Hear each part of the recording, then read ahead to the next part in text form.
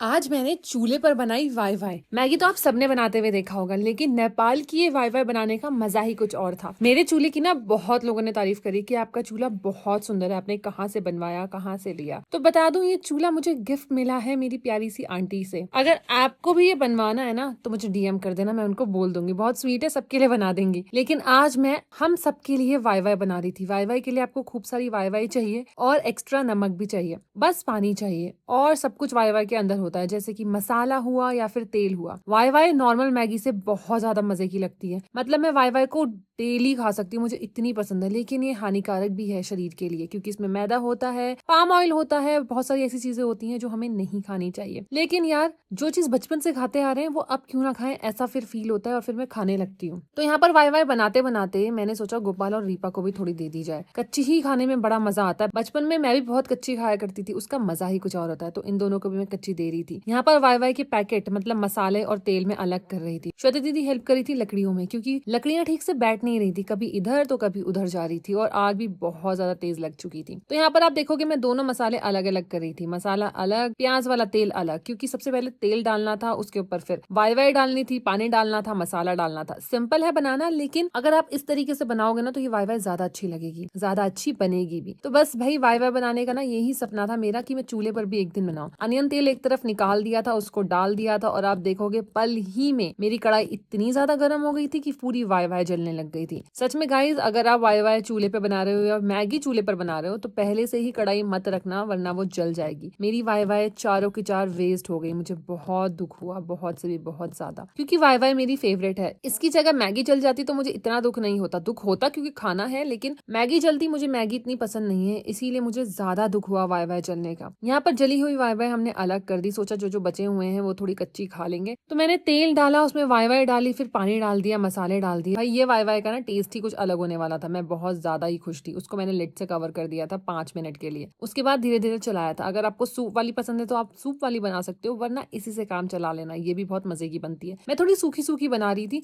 लेकिन फिर मैं बीच बीच में चेक कर रही थी कि वो ठीक से बैठ नहीं रही थी। जितने मसाले बचे हुए थे पहली वाई वाई के, वो मैंने साइड कर दिए थे, क्योंकि मसाले मैंने पहले से डाले नहीं थे। भाई, मसाले मसाले हो गए, अब तो मजा आएगा दूसरी वाई वाई बनाने में। तो यहाँ पर मेरी वाई वाई बिल्कुल रेडी हो गई थी। मुझे अभी भी फील हो रहा था थोड़ी सी कच्ची है, कच्ची, इसलिए मैंने पानी और डाल दिया। अब मुझे ये सूखी बनानी थी, लेकिन बन गई मेरी सूपदार वाई वाई। मैं बीच में टेस्ट भी कर रही थी। भाई, टेस्ट करे बिना रह कैसे सकती हूँ। मेरी कढ़ाई बिल्कुल काली हो गई थी। अब आप कमेंट में बताना काली कढ़ाई के लिए मैं क्या कर सकती हूँ जिससे कढ़ाई काली ना हो, मेरे बर्तन काले ना हो। क्योंकि चूल्हे पे खाना तो मैं हर सर्दी बनाती हूँ और अभी भी आगे चल के बनाऊंगी। तो मुझे इसका उपाय जरूर बताना और आप भी घर पर वाई वाई बनाना। वैसे तो नेपाल वाली बात इंडिया में नहीं है कि इंडिया में सेम वाई वाई मिल जाए, लेकिन वाई वाई होती बहुत टेस्टी है। आप इसको कच्ची भी खा सकते हो, पका कर भी खा सकते हो। मैंने भी खाई, सभी को खिलाई और सबको बहुत ज्यादा मजा आया। अगर आपको ये वीडियो अच्छी लगी हो तो like, share and comments. Bye bye के लिए bye bye guys, love you all.